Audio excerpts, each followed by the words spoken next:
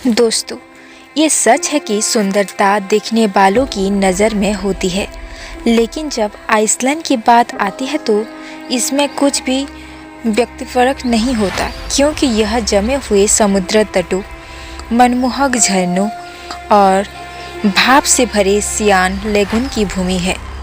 ये वह जगह है जहाँ कलात्मक स्वतंत्रता को बेलग्राम रूप से चलने की अनुमति दी गई थी और हर कोई इसके साथ जाने का विकल्प चुनता है। यहाँ तक कि अंतरिक्ष यानी जिन्होंने एक बार द्वीप के चंद्र परिदृश्यों को अपनी प्रशिक्षण मैदानों के रूप में इस्तेमाल किया था।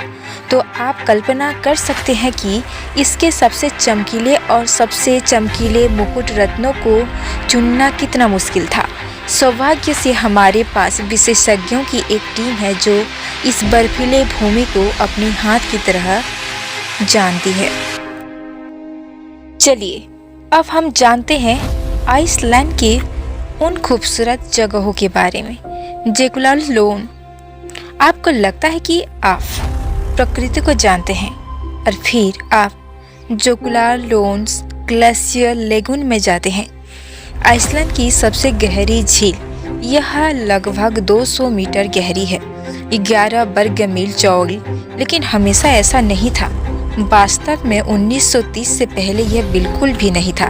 बढ़ते समुद्री तापमान का प्रत्यक्ष परिणाम जोकुलालोन्स लगभग ग्लोबल वार्मिंग की उम्मीद की किरणें की तरह लगता है।